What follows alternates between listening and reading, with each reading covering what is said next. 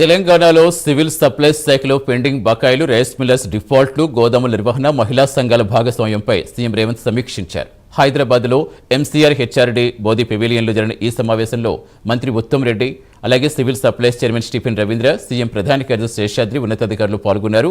Default అయిన rice millers నుంచి బకాయిల వసూలు ప్రభుత్వం అత్యంత ప్రాధాన్యంగా తీసుకోవాలని స్పష్టం చేశారు. దీనికోసం ప్రత్యేక విధానం రూపొందించి కేబినెట్ సబ్ కమిటీ సమావేశంలో చర్చించి నిర్ణయం తీసుకోవాలని ఆదేశించారు. ప్రభుత్వానికి రావాల్సిన ప్రతి రూపాయి వసూలు చేయడమే ప్రధాన లక్ష్యంగా చర్యలు ఉండాలని దిశానిర్దేశం చేశారు.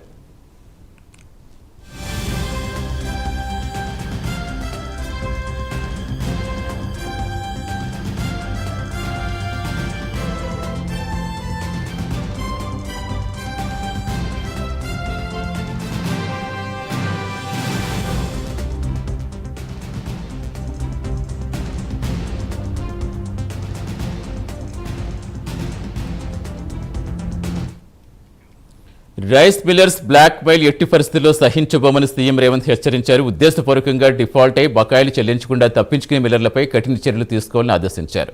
అవసరమైతే అలాంటి రైస్ మిల్లు ప్రభుత్వం స్వాధీనం చేసుకుని వాటిని మహిళా సంఘాలకు అప్పగించే అవకాశం పరిశీలించాలని సూచించారు. మార్కెట్లో ఉన్న గోదాములు పూర్తి స్థాయిలో వినియోగించుకోవాలని, అవసరమైతే మిల్లింగ్ బాధ్యతలు మహిళా సంఘాలకు అప్పగించేందుకు ప్రభుత్వం సిద్ధంగా ఉందని సీఎం స్పష్టం చేశారు.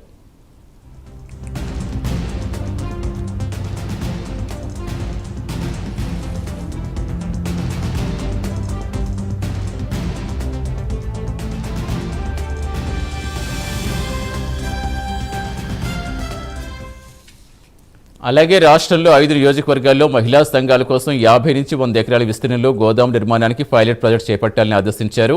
ధాన్యం అధికంగా పండే ప్రాంతాలు ఈ ప్రాజెక్టుకు ఎంపిక చేయాలని సూచించారు. గోదాముల నిర్మాణంలో గ్రామీణ ఉపాధి హామీ పథకం నిధులు వినియోగించుకునే అవకాశాలు పరిశీలించాలని చెప్పారు. ప్రతి జిల్లాకు ఒక నోడల్ అధికారిని నియమించి బకాయిల వసూళ్లు, గోదాముల నిర్వహణ, మహిళా సంఘాల భాగస్వామ్యం వంటి అంశాలు నిరంతరం పర్యవేక్షించే విధంగా కార్యాచరణ రూపొందించాలని ఆదేశించారు.